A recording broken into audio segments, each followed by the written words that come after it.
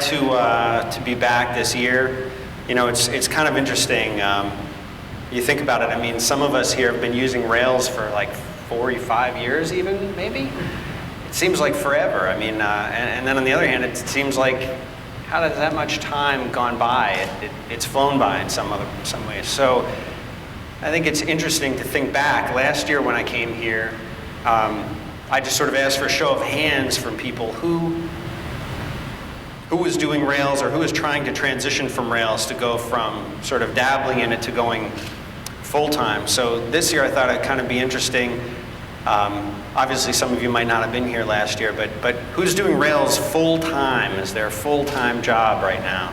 Who's doing it as sort of a hobby or a part-time thing? See, those numbers were almost reversed even just a year ago, and I think that's pretty interesting. Most of the people here raised their hands when I asked who was doing it full-time. I think that's pretty cool. I think we've come a long way even in just a year. When I was talking to Rob about speaking here today, I said, what's the sort of the overall emphasis, or what's the kind of the main message that you're trying to get across? And he said, you know, it's about being more productive and more efficient with Rails, doing your job and delivering work for your customers and your clients and at work using Rails, and how do you become more effective? So I started to think, well, if I'm going to keynote this thing, especially if it's at the end of the day, these people have had 2 really majorly intensive days of talking, and you know, how do you put a kind of a point on that? Well, obviously, you know, you want to talk about being more efficient, you want to talk about being more productive, but at the same time, I think we kind of get caught up in that. So I almost wanted to end on a note that hopefully will make you think a little bit more about the whole aspect of what it means to be productive and where that kind of efficiency and productivity comes from. Does it come from the tools that we use, or does it come from the way that we think and the way that we work and the things that we build inside our own head? So anyway, the talk is sort of informally titled Distraction, Attention, and Simplicity, and those are some of the things that I plan to try to talk to tonight. So we'll see how it goes. Let's start out by saying something that I think a lot of us maybe know unconsciously. We're all victims, and we're all distracted. You guys are distracted, and we're all distracted.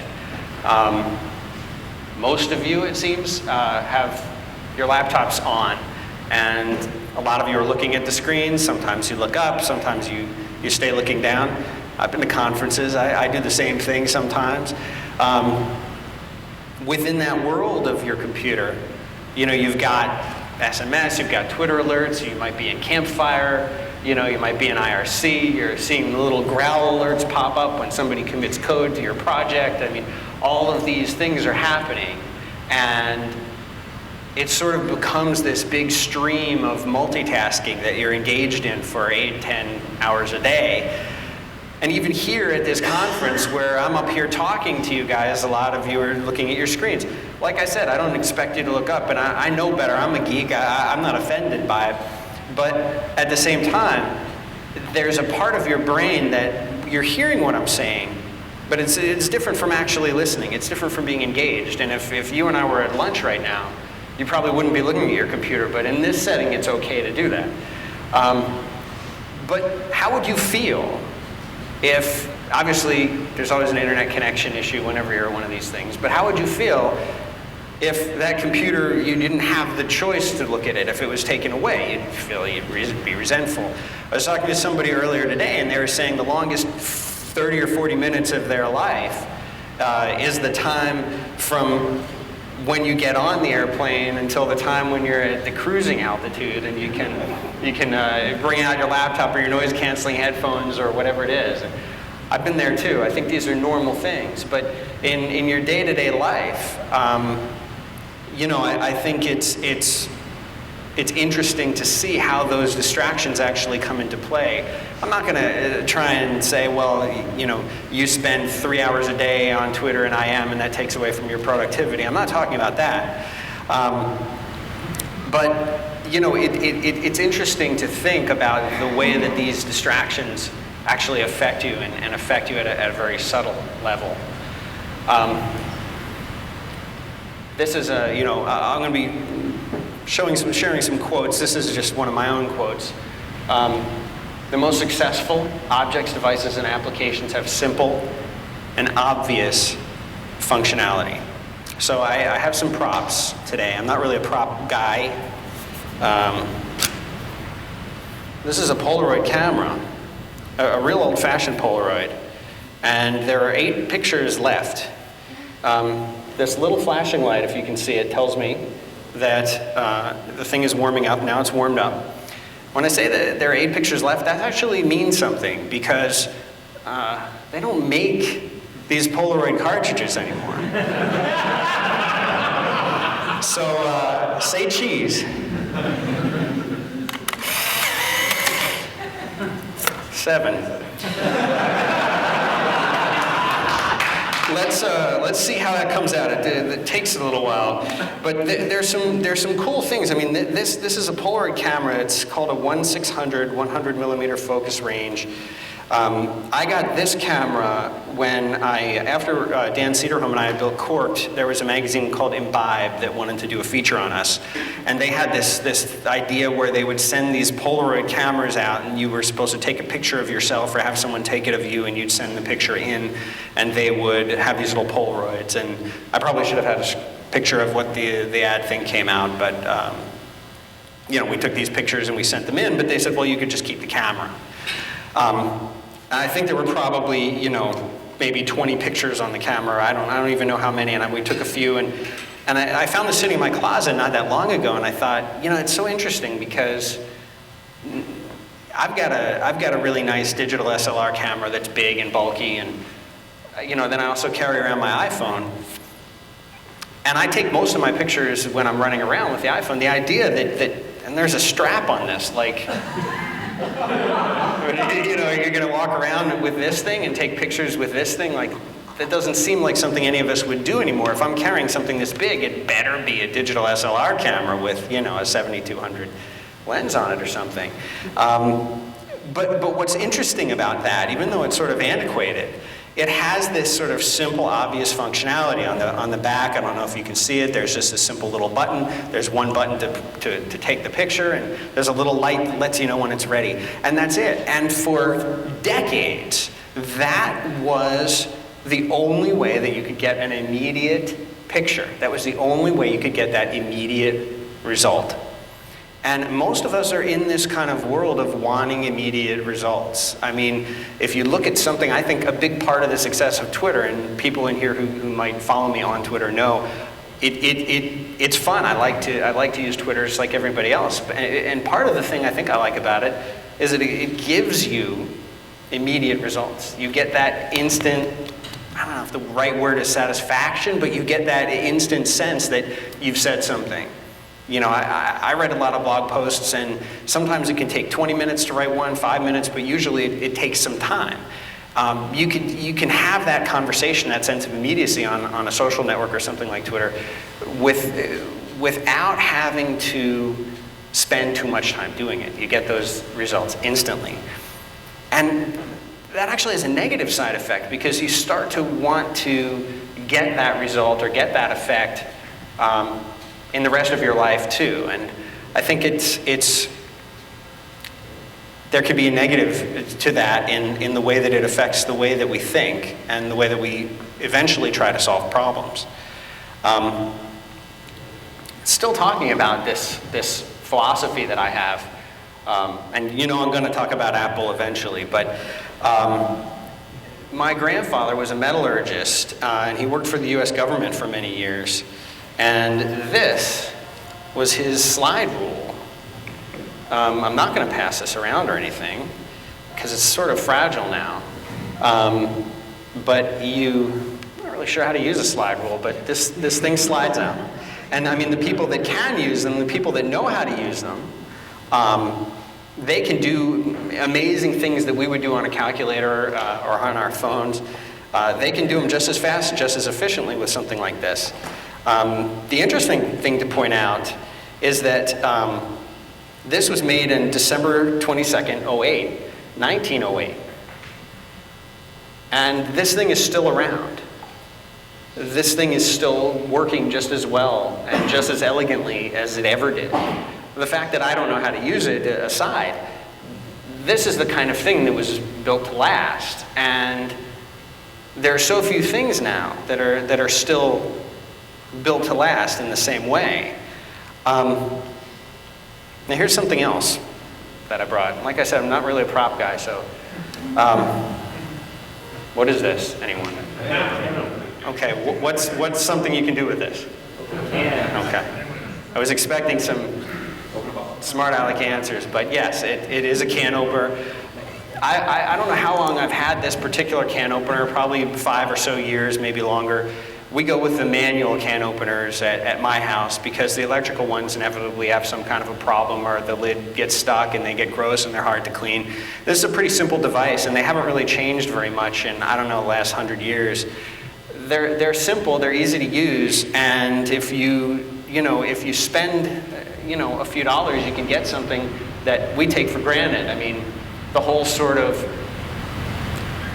knowledge that it takes to make things that go into cans, the kinds of technology that's involved in distributing them and getting them out, those are all things that we take for granted. Our interface with that can is the can opener. And that's all we ever think about. How do we get the stuff out of the can? You just crank the thing, it pops in, that's it. What I think we should think about when we build things, obviously most of us are building software. We're not building traditional tools. We're not building something that you can physically touch and hold in your hand. But there's no reason why we can't build things that last, build things that are simple and that are elegant.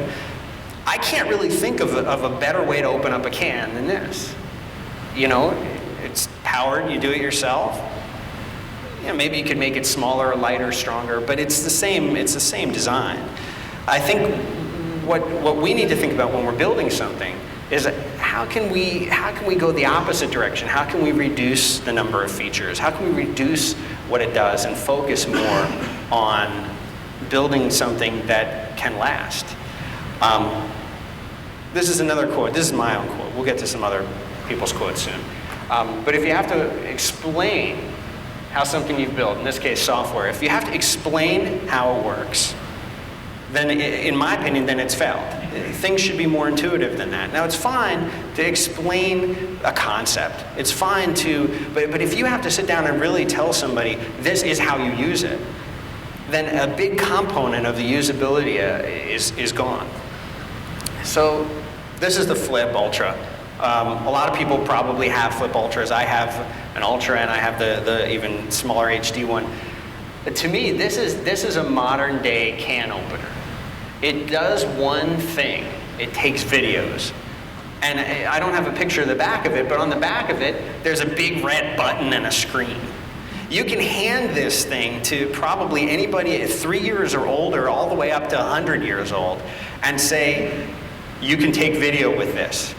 They get how it works. If they've ever seen a camera, if they've ever been exposed even a little bit to Western culture, they're going to know what a camera is. You point it, you press the big red button. And that's it. And that's all the Flip does. Now, some people criticize it. Oh, my camera can do that. Sure. But these things sell like crazy, and it's because they're so simple to use and so easy to use. I have a 14-month-old son, and it was something that I can hand him. Now, he doesn't know how to use it, but I'm okay handing it to him. I'm okay if he runs around with it and maybe even, drops it on the ground, because it's something that I know it's gonna withstand that. But it's a really elegant, simply designed piece of equipment. One of the things that it does really well is the functionality, and that you can do a little bit more. You can delete, you can watch the video on it, but I think that devices that are successful, they embed more complicated functionality, and they shield users who aren't interested in it from actually using it. So this is my last prop for the day. This is my Metal Zone MT2 guitar pedal. I've had this pedal for, I'd say, probably about 15 or 20 years, somewhere in that time period. this will give you kind of a real sort of chunky Metallica-esque distortion sound. And if you really fine-tune it, you can kind of get into a classic rock, pseudo-Hendrixy kind of a sound from it. The reason that I brought this is this is a good example of an object that I think does a really good job of giving you basic functionality that has embedded more complicated or refined functionality. If you just want to plug your guitar into this thing, you can stomp on it and it'll give you good distortion. And you can control the distortion and the volume by turning this knob. And that's it. You need one knob. If you want to refine it, maybe you want a little, old school Black Sabbath, you can do that by turning these knobs. And these knobs actually have 2 rings around them. And this thing I will pass around if you guys are interested. You can fine-tune it by turning these little knobs. And if you don't do that, you still get a pretty cool sound, and it's good in and of itself. But if you take the time to actually turn those knobs, you're going to get, and I don't have a guitar to hand around with it so you can experiment, but I like devices like this because they embed that more complicated sense of the technology. They don't require you to spend too much time mastering something. That's a simple device, but you get the idea. The dials give you more functionality. This was the first pedal I ever saw to do that. In the past, I'd had to have 2 pedals or 3 pedals to get the kind of sounds out of it that you can get with that one. So here's a quote from our friend Steve Jobs, and I will read this. Innovation comes from saying no to 1,000 things to make sure we don't get on the wrong track or try to do too much. We're always thinking about new markets we could enter, but it's only by saying no that you can concentrate on the things that are really important. And so often, as a software developer myself, and when I work with other people who are building software or creating products, even outside of the software space, thinking back to that flip, thinking back to that can opener, they're always adding functionality. A lot of the time, it's saying no. It's deciding what you don't want to build. So when you're starting to build something, start by focusing on what you will not build. Just say no. When you're sitting down to create something, if you think, oh, we could do these 50 things, we have to do these 50 things because our competitors do these 50 things. We need to do those, and we need to do 10 more than they do. Because otherwise we'll never compete. That's not true. You will compete if you do even 10 things, but you do those 10 things so well and so elegantly that it doesn't matter that they do 50 things, because the 10 things that you do so well, so what if those other cameras, the pocket camera that you already have, can do video? That doesn't matter. You're still going to buy a flip. Why? Because it does that one thing, it does it so well. Another thing, and most of you in here know this, is that features are addictive. Once you start doing one, yeah, well, we could make it do this, or we could make it do that. We could add this function. We could add that function. And eventually, some people would call this scope creep, but it's actually worse than that. It's addictive, especially in this community, because there are so many gems and plugins and cool things that people are building and putting out on GitHub and forking that it's like you can't build a simple application anymore. If you don't have OAuth in your app, well, forget, I don't even want to look at it. Well, I actually think that's a good idea. Maybe it's a bad example, but there is now the prerequisite is like, of course, everything has to support X, Y, and Z. You have to have a million features or nobody's even gonna pay attention. It's become quantity over quality. And what happened to quality? I don't know if anybody here has read a book called Zen and the Art of Motorcycle Maintenance by Robert Pirsig. Great book, which talks about quality, the concept of quality, the deeper sense of quality in just the way that we think. There's a really interesting chapter in that book. The book is more or less, it's if you've ever heard the term Chautauqua, it's almost like a spiritual journey of one man with his son riding a motorcycle. I think it takes place in the 60s. They're driving across the country. The other details aren't important for right now. But the author, the narrator, is telling a story about how his friend, at one point he and his friend were riding their motorcycles, and His friend's motorcycle, if I remember the story right, it's been probably 15 years since I read it. His friend's motorcycle had a problem, and I think it was a BMW, the motorcycle. And whatever the problem was, it could be fixed by getting a small piece of aluminum, kind of curved, kind of cylindrical, and putting that over whatever it was, whether it was a gasket or a tube or something. Well, it turns out that the perfect way to fix this thing, they're broken down, they're on the side of the road, they're going to have to stay at a cheap motel if they don't pick up their time. The way to fix this is to take a tin can, aluminum can, and use that. That'll fix it at least until you get to a place where you can get the bike fixed proper. The guy wouldn't have anything to do with it. He said, no, this is a BMW. I'm not putting a cast aside beer can off the side of the road. I'm not using that to fix my nice bike. You know, the quality gets in the way. But it's interesting to think about how we view quality when our lives are so filled with trying to add features, trying to be competitive, trying to produce, trying to be so effective. Those things can actually get in the way. You know, I talked about the can opener and building something to last. Even though we think, well, you know what, I'll just come back to this in a month or on the next sprint and I'll fix that or I'll add those features. There are so very few things that are built today to last the way that my grandfather's slide rule was built to last. I was talking to my friend John Gruber just the other day, and he said, we were talking about iPhone apps, and he said that he almost thinks that iPhone apps are more like albums, more like songs than they are like traditional applications that you develop. I think it's interesting because he's right. You build this iPhone app, and once it's done, you know, you may do a bug fix, but you're not gonna like continue to really refine and build it. You move on to the next one. Oh, I did that app, now I'm building the next app.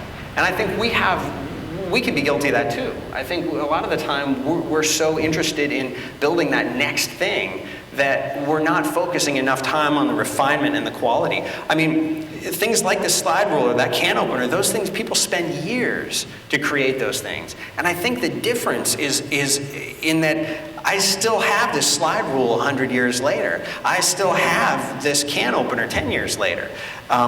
Those things are meant to last because they're physical. But when we're building applications, we know in the back of our mind, well, this thing isn't going to be, you know, version 2 is going to be out and version 3 is going to be out. So it's easier for us to dismiss and disassociate ourselves from that and be distracted by the request for features.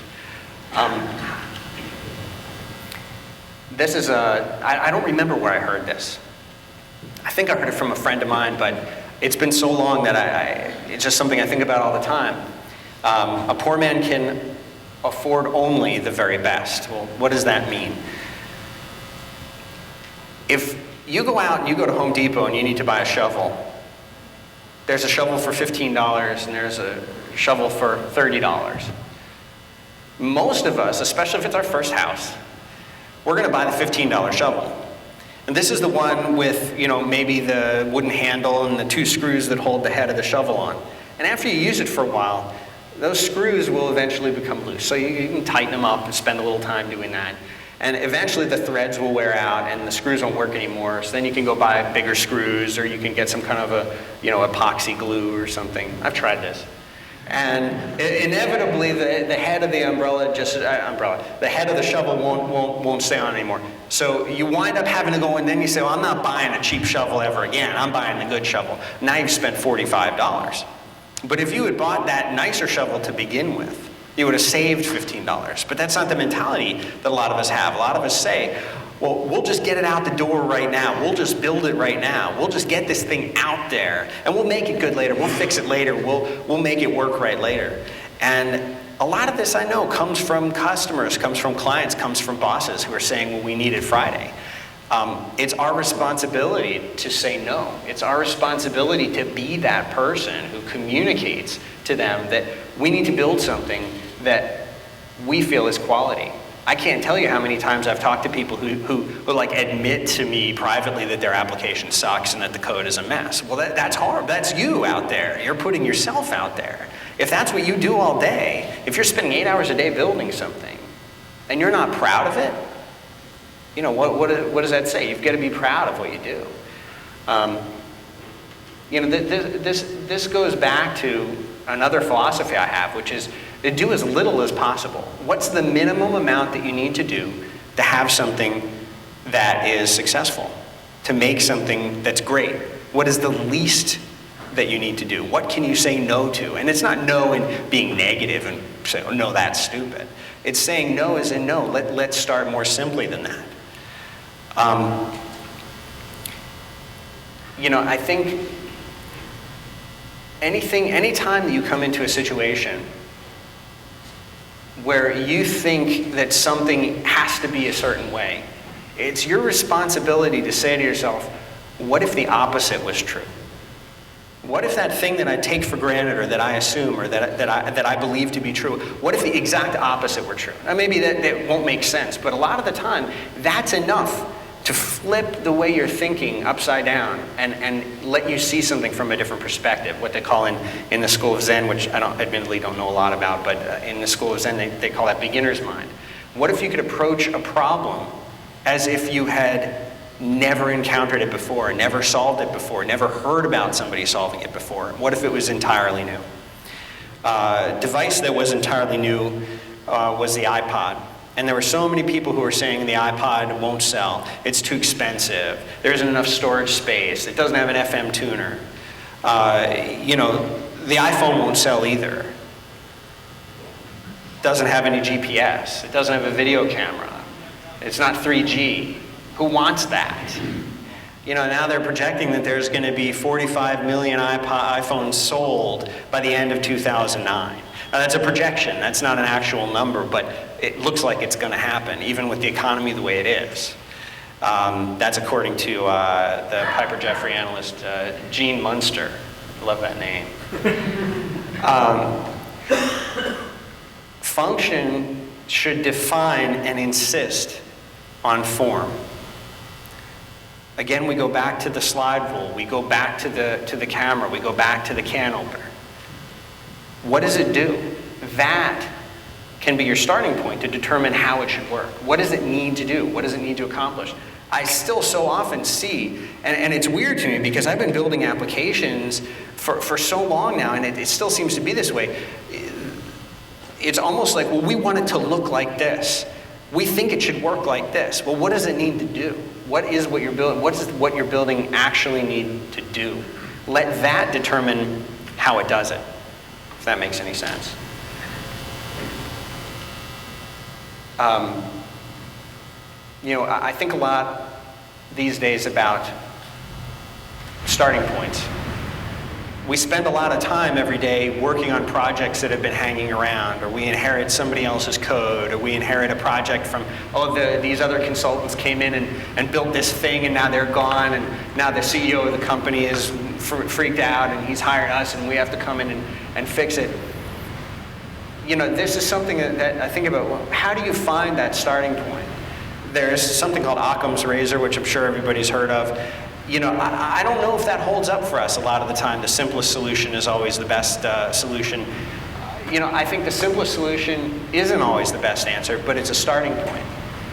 If you can simplify something down, no, that doesn't mean the simple thing is always right, but it's a great place to start. What's the bare minimum that you need to do? What's the absolute entry point? And start from there. This will be more interesting, maybe. This is Bender. If any of you, how many here have seen Futurama? Okay, good. I love Futurama. It was a TV show that ran on the Fox network from 1999 to 2003 and has subsequently come out with a couple of direct-to-DVD movies.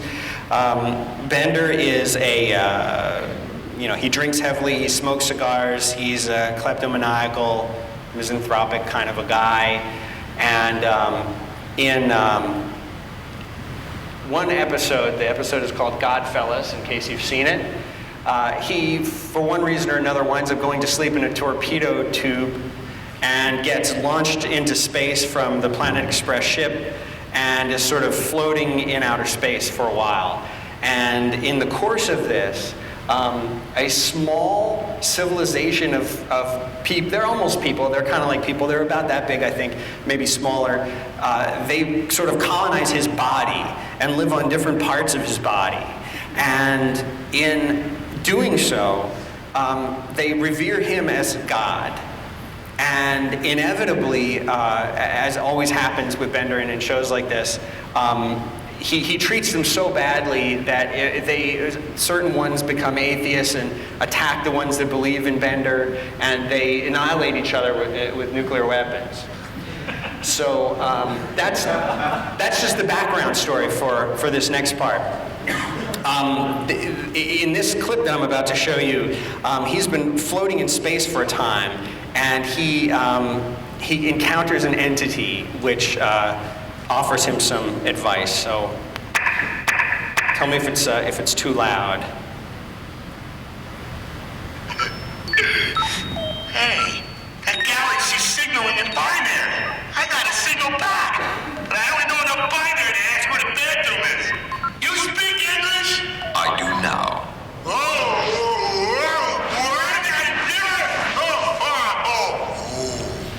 What are you, some kind of galactic computer? Possible. I am user-friendly, my good chum. Who built you? I have always been. Oh my God! Are you God? Possible. I do feel compassion for all living things, my good chum. But why would God think in binary? Unless you're not God, but the remains of a computerized space probe that collided with God. That seems probable. So, do you know what I'm gonna do before I do it? Yes. What if I do something different? Then I don't know that. A lot of people pray to you, huh? Yes, but there are so many asking so much. After a while, you just sort of tune it out. You know, I was God once. Yes, I saw. You were doing well until everyone died. It was boring. I tried helping them. I tried not helping them. But in the end, I couldn't do them any good. Do you think what I did was wrong? Right and wrong are just words. What matters is what you do. Yeah, I know. That's why I asked if what I did, forget it. Bender, being God isn't easy. If you do too much, people get dependent on you. And if you do nothing, they lose hope. You have to use a light touch, like a safecracker or a pickpocket. Or a guy who burns down a bar for the insurance money. Yes, if you make it look like an electrical thing. When you do things right, people won't be sure you've done anything at all. Okay. So the quote there at the end that God says to Bender is, if you do things right, no one will be sure you've done anything at all. I love that quote. Doesn't God sound a bit like an overworked developer there, talking about all of his tickets that he's got? What's actually interesting about that is the philosophy, and I've referenced that quote in another talk that I gave, but I really wanted to show the whole clip, not only because it's funny, but because as developers, as designers, as people who are creating things that other people use, we have a lot of responsibility. Maybe not quite that much responsibility, but we have a lot. We're going to define how users interact with the software that we build. We're defining their user experience. Even if you have a user experience person on your team, even if you have a designer on your team, and even if your boss or your customer or your client is telling you, well, it's got to work like this because that's what we want it to work like, you still have a responsibility, I think, to do things right. And as a developer, one of my personal goals is to be invisible, to get out of the way.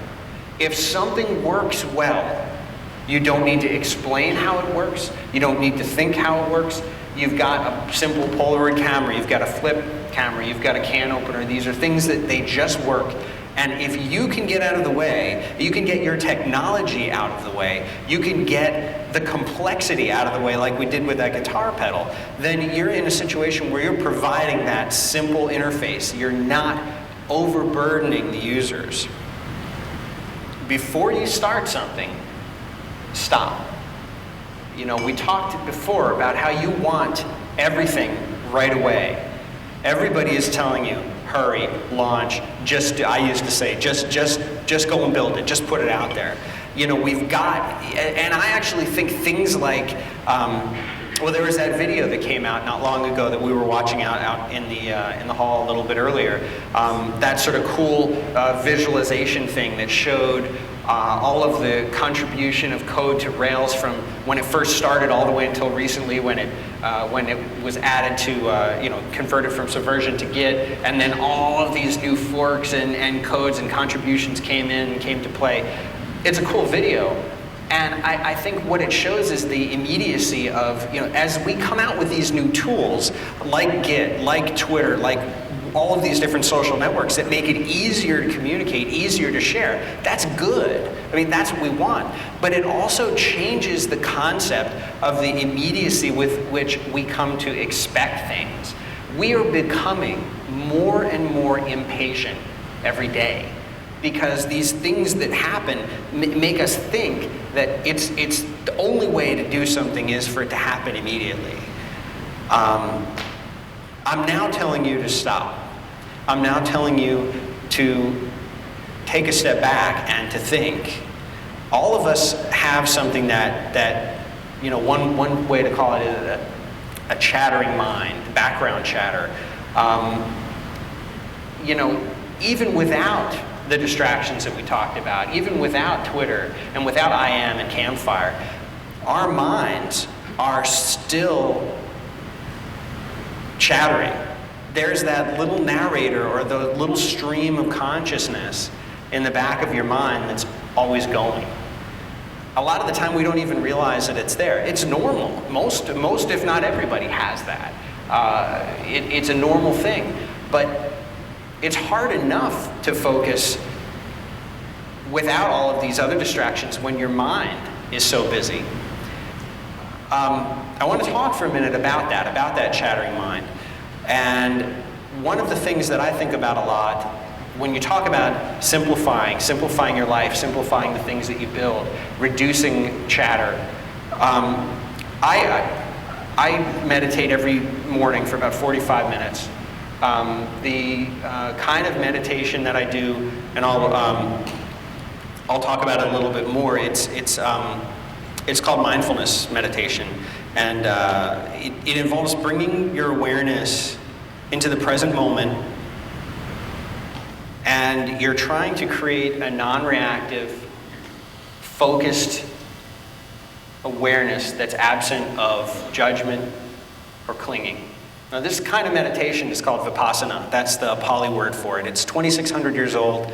It was something that really first started, I think it's safe to say, back in India at the time of the Buddha. And that kind of meditation has nothing to do with Buddhism. It has nothing to do with any religion. No religion owns your mind and owns the ability to focus. And it's something that's really interesting because as you develop this, as you sit in meditation and focus on a simple object like your breathing, you start to develop an awareness of how your mind works. And if you do it long enough, if you do it regularly enough, you start to actually see that chatter that's going on in your mind. You get to see that from a different perspective, and it eventually starts to quiet down. And you don't have to be some monk up in a mountain, in a cave somewhere, to be able to get benefits from this kind of meditation. It's used in the treatment of depression. They use it for substance abuse. They use it for people who have chronic pain. They use it for people who have, tons of, anxiety disorders, anything like that. This is the kind of thing that if you had chronic back pain, they might have a chronic pain clinic that you'd go to that would teach you this kind of meditation. A lot of the time when I hear people talking about meditation, they think that it involves going and thinking about something, or they think that it means going and clearing your mind of something. This type of meditation is neither of those things. It just simply means picking an object like your breathing and focusing on it for a period of time. And over time, as you do that, you begin to get calm. So my question, and I had I had thought about doing maybe a quick 1 or 2 minutes of this here today, and I'm not sure, some people have been like, yeah, let's do it, I would love to try it. Other people are like, I don't think that has any place in a technology conference. So what I thought was that maybe we could try 30 seconds of this. And for those of you who aren't interested, check your email, you'll be demonstrating my point. The rest of you can try this, and it's a simple exercise, and what I'd like for you to do for about 30 seconds, I'll time it. Close your eyes, and without consciously trying to control or regulate your breathing, just pay attention to your breath. Are you breathing fast or slow, shallow or deep? What does it feel like? And try, if you can, to stay with your breathing. As you breathe in and out, just think to yourself, breathing in, breathing out.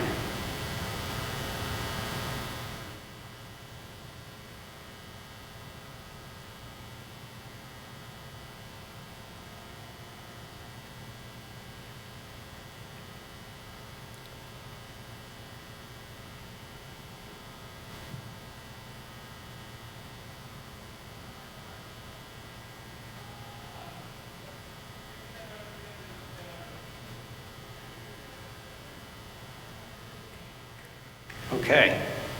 How many people thought that felt like an eternity? How many people were pitching in the World Series in their minds? It's interesting to think about how quickly your mind goes somewhere else. Oh, I wonder if he's going to tell us it's been 30 seconds yet. Or,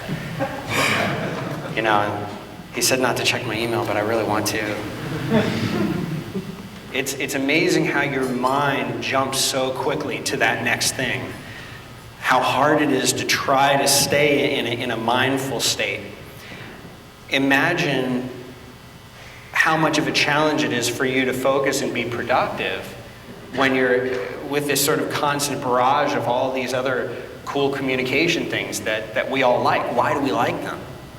Well, we're being social, we're talking to our friends, we've got a community. I know a guy in Europe who's writing really cool code. We got something to talk about. I'm not saying any of those things are bad. I think they're great. I think the human race is evolving in a way through that kind of communication. I mean, you saw a big change when trains were built. You could get across an entire country in a period of weeks. That was unheard of. When big boats were built and you could cross the ocean. This is just a step in our evolution as a species. We're communicating in a completely new way.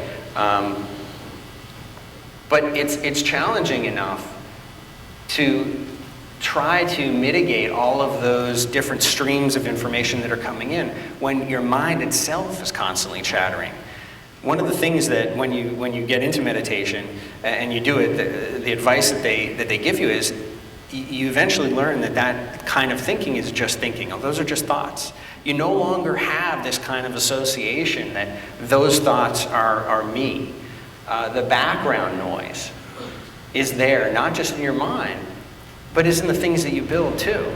There's a lot of extra stuff that we don't even know that we're putting into the stuff that we write. Those extra features, the chatter that we're bringing to the applications when we build them.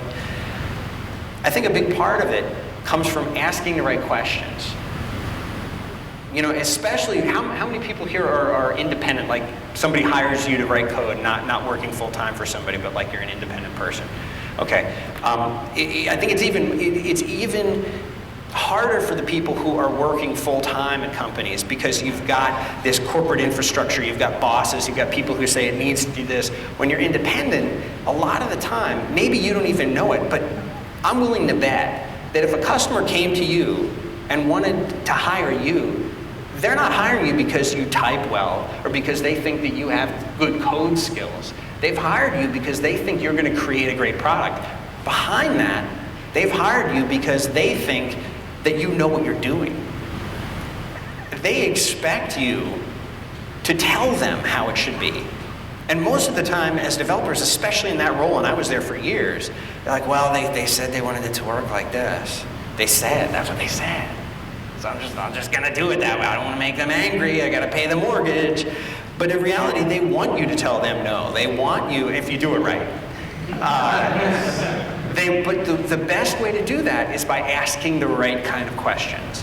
If you know in the back of your head that something needs to really be built a certain way and they're opposing it, that's because they have assumptions. Well, you have assumptions too when you come and start trying to work on a problem. You're bringing that baggage, that chatter, that background noise, you're bringing that in. Say no and turn that around and forget your assumptions. Why are you building something? What assumptions have I already made? Do I believe that those assumptions are true? Do you believe your own thoughts?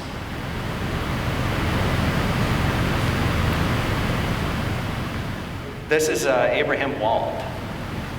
He was a mathematician. He was born in Hungary, and he came to the United States when the Nazis invaded Austria, and he became a statistician working for the government in World War II. One of the things, the projects that he worked on, and I should give credit to Garrett Diamond and Cameron Mall, who have talked about this very thing before.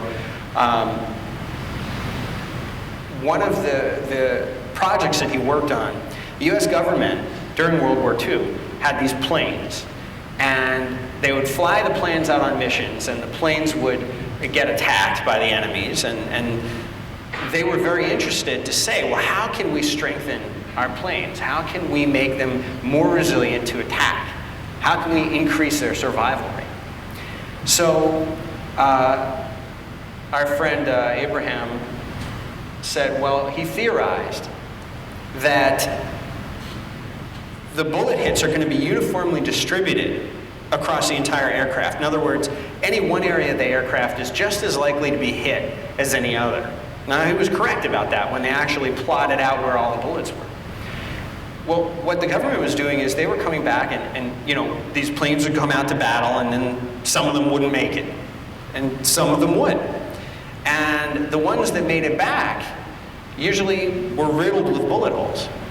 And so these are the points on the planes that came back. These are where the bullet holes penetrated the plane. This is where they got hit. The government said, perfect, that's where we're going to reinforce the planes. That is where we need to armor these planes. Well, no, those are the planes that came back. The ones that didn't come back, they were hitting the other places. But if you think about it, this is where the planes are being hit, therefore this is where we need to armor them. But that's not true. That's not the right kind of logic. I don't want to be mean to our customers, but that's customer logic. That's not developer logic right there. My friend Garrett, he said, if you ask the wrong question, then the answer is irrelevant. A lot of the time we need to teach our clients or our bosses what the right questions are. But that's not easy. And it's especially not easy for us, for you guys. Why? Because you know too much already. Once you have knowledge, it's incredibly difficult for us to remember what it's like to not have that knowledge. Think about that. The things that you know, all of us in this room, I can say GitHub, you all know what it means. I can talk about a commit, you all know what it means. I can talk about anything to do with Ruby and Rails. You guys probably know it even better than I do. We have this shared body of knowledge. But how do you explain Ruby on Rails to your mom? How do you explain what you do for a living to your grandparents or to somebody who has never used a computer? Because the things that we build are not really real the way that a can opener is real. You can't hold it in your hand, what we do. It's all it's in our minds, and it's in the minds of people that are using the software that we build. And this concept of you knowing too much, a lot of it. All right, can you hear me still? Okay, this is old school. That's good because we're close. We're almost done. This is why some developers, I'm sure none of you, but some developers sometimes come across as being arrogant because we know too much. We know more than our customers know. And you know what we do, technically speaking, generally we do. We know too much. It's hard for us to remember what it was like to be in their shoes, to not know what we know. And it's hard to find that reference point. We live in private silos a lot of the time. This community, we all have the shared body of information. The more you talk with other developers, the more you talk with people in this community, the more you start to think that you're normal. The more you start to think that everybody thinks like this. And most people don't think like us. I mean, we have a unique kind of window into a world that I think is very creative. Most people don't get. We have to sort of get out of these silos. I mean, there used to be this expression that people would use where they would say, oh, well, be your own user. Figure out, use yourself as if you were the user. But we're terrible at that. If we were left to design all of that stuff and come up with all that stuff, 9 times out of 10, we'd build something for ourselves, but we're not the end user. Most of our users spend their time using other websites, not the ones that we build. They spend their time using other applications, not the ones we come up with. We're bad cases when it comes to figuring out what works and what doesn't. A lot of the time, I sometimes, whether they're friends or other people will come to me and say, Dan, help me figure out how to make my application better. Why aren't we getting the kind of customer signups or retention that we want? And when you think about that, you say, well, who did you design this app for? Who designed this app? Who built it? I don't want to get into the whole conversation of focus groups because they're pretty bad too. The answer is there is no definitive answer. But it's the approach that really counts. If you're trying to forget what you think you know, if you're trying to create space, you're going to be successful. What do I mean when I say that? I don't just mean physical space or screen space. I mean, try to create a spaciousness around what you do. Try to, everybody has deadlines, but try to move more slowly. Try not to let that constant chatter that we are always experiencing affect the kind of code that we write and the kind of products that we produce. And I know this kind of sounds like, this big lofty picture of a perfect world up in the sky, but these are the kinds of things you can really apply when you're trying to solve a problem. And not just in your code, but in the implementation. Those things, the websites that have big, giant, colorful, everything's Ajaxified. I mean, why do you need, does every single thing need to, poof out and be draggable? Sometimes, yeah, that's a perfectly good solution to a problem. But don't go into it thinking, which part of the screen are they going to want to drag? Just build the website, build the form. Let the functionality determine the implementation for a change. This is kind of the final message I want to leave you with, because before years ago I used to say the opposite. And this whole conference has been about doing more and being more productive. And I think you can be more productive by doing less. Maybe that sounds backwards, but if you have an idea, you want to reduce that idea. You want to simplify it. You want to distill it. You want to try and say, what am I really getting at here? How would I explain this to my mom or my grandmother or that person who's never used a computer? If it's hard to do that, then it means you might benefit from simplifying things a little bit more. Reduce the concept, reduce it down. Once you have an idea, simplify it and reduce it even more. If you're building an application or you're launching a service, make a list of the things that you absolutely must do to be successful, and then throw half of them away just to get started. So many times people are trying to build everything into one application. It becomes this do-all solution.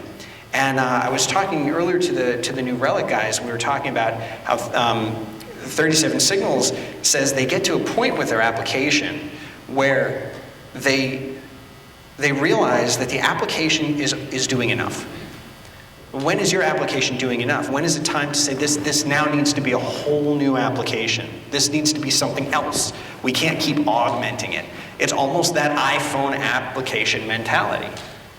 These iPhone apps are known for doing one thing. I have an app on my iPhone that's a little level that you can use to it's not also a flashlight. It's just a level, That's great about iPhone apps because they only cost 99 cents and you can just download them and put them on your phone and try them, use them when you need them. We've almost gone the other way. We've almost said, well, we want apps that do everything. You know, we've lost track of our ideas. So besides doing less, relax. People think of meditation as a way to relax and chill out and solve problems. It really isn't. When you're meditating, and scientists have shown this, they hooked up little electrodes to you know, like Tibetan monks and stuff when they were doing their meditation, and they found by studying them and also by looking at their brains and studying the way that their brains worked and what was actually going on when they were meditating, they found, to their surprise, that they did not look like the brains of people who were sleeping or relaxing or anything like that at all. What they found were that their brains looked exactly the same as the brains of people who were very, very focused on something, very much like the way an athlete or somebody who's shooting a bow and arrow or doing target practice, paying attention, somebody who is working very hard at solving a problem. Those same brain patterns would light up in the mind of a meditator. Well, when I read that, I laughed. Well, of course. Because I know that 45 minutes every morning when I'm sitting there, I'm focusing harder than I'll probably focus on the rest of the day. And yeah, I'll feel more calm and peaceful, but I wouldn't necessarily think that relaxation is the goal. The goal is to kind of get that clarity and that peace. The byproduct is that you feel more relaxed. And I think if we have a relaxed approach to the things that we build, if we relax and we stop trying to do so much, quiet that chatter down, maybe we can build something that lasts. That's it.